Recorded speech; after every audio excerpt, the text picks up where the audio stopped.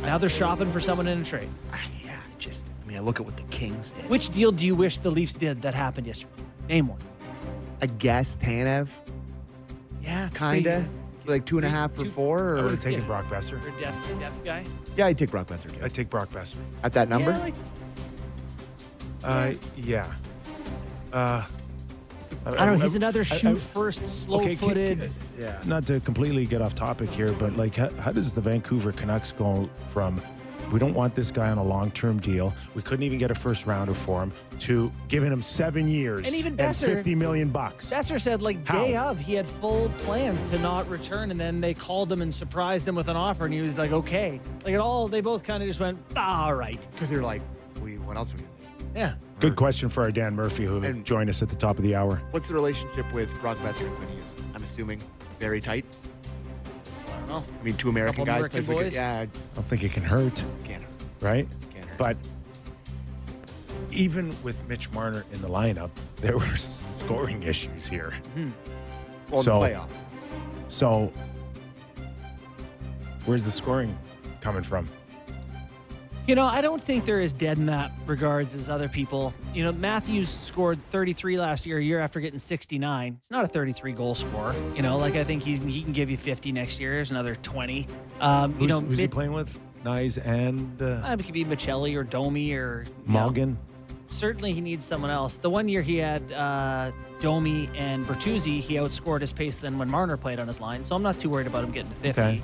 The other guys are going to get some of that Mitch opportunity, who played, 23 minutes Yeah. a game or whatever. So I don't think they're fine. They need a top 6 guy.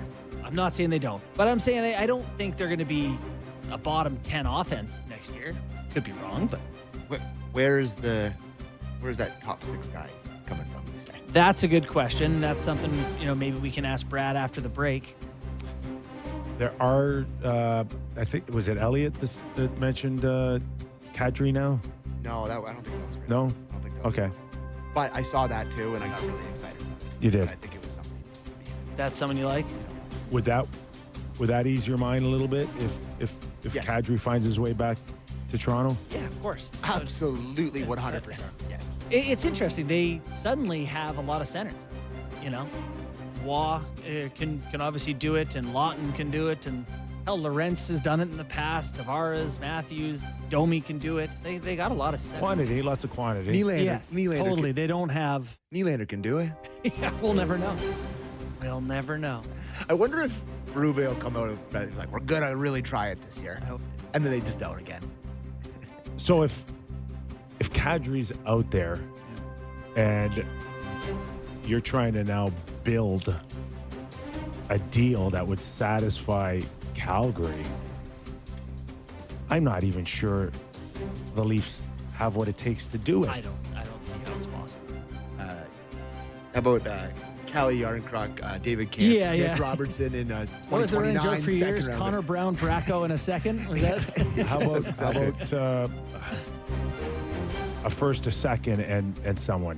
We Would don't you have do it? what first? No, I don't know. 2040. I don't know. I think you can- 28. You can only trade how many years in how far advance? can you They go have up? a 28. Can you go that far? Oh, yeah. Oh, yeah, you can go 29. They just, Yeah. the last deal they did has a conditional 29th in it.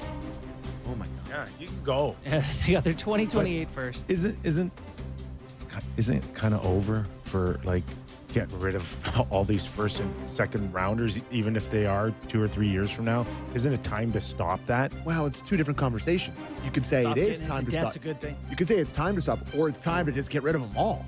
Like you have 4 years here Yeah. with all these guys in the team. It's like with the guy you drafted, years. yeah, sure, in 2028.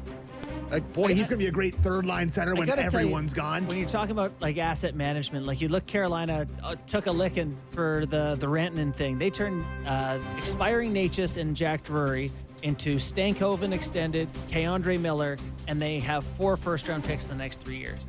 It'd be nice to be good and have picks. Yeah. That's allowed, I Other guess. teams Yeah. have pulled that off somehow miraculously. So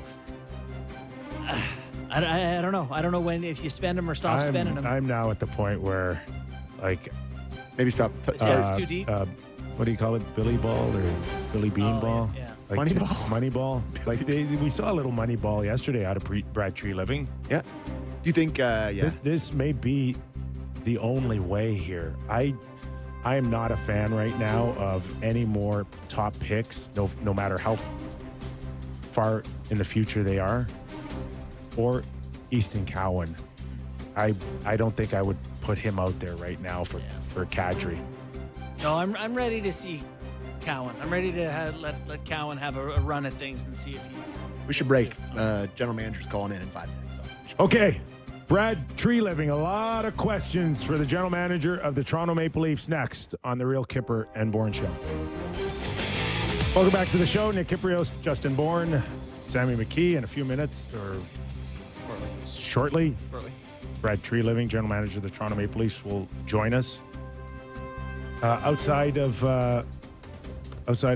Leaf talk in general, just with the cap going up and all this talk about new money, we didn't really see it yesterday, did we?